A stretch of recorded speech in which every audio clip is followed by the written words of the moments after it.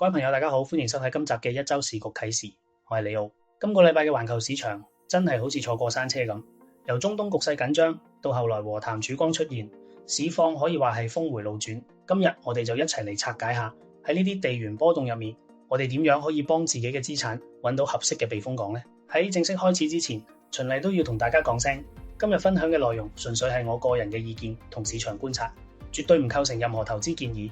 亦都唔係叫大家去買賣任何金融產品，大家做投資決定之前，記得要自己衡量風險。好，入正題，回顧翻今個禮拜4月14至17號，市場真係先跌後升。禮拜初，美國封鎖伊朗海岸線，搞到油價一度飆升上96美元。但係去到禮拜尾，美伊傳出重啟和談，以色列同黎巴嫩又停火，避險情緒即刻降溫。結果呢，標普500同納指雙雙破頂，創歷史新高。呢個過山車市況帶俾我哋第一個啟示。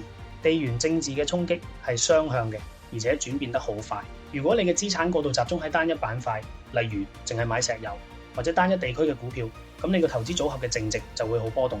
所以單一資產係好難獨善其身嘅。第二個啟示就係關於息口。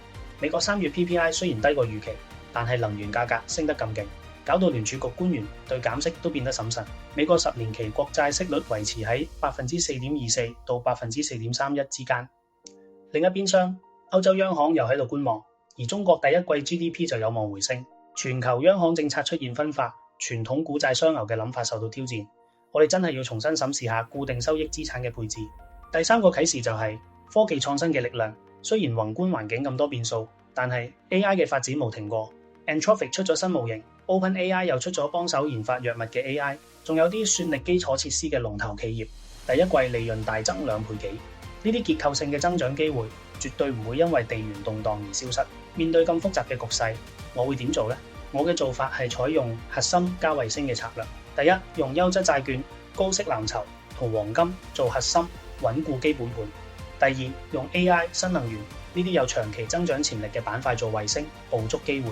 第三，一定要跨地域分散，唔好將所有雞蛋放喺同一個籃度。總括嚟講，喺一個充滿不確定性嘅世界入面，分散風險就係唯一確定嘅策略。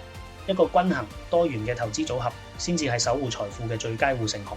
今日嘅分享就到呢度，你又係點樣分配自己嘅資產呢？歡迎喺留言區話我知。我哋下一集再見，拜拜。如果中意我呢類短片嘅話，就俾個 like、comment、share 同 subscribe，下次就唔會錯過新出嘅一周時局啟示。再見。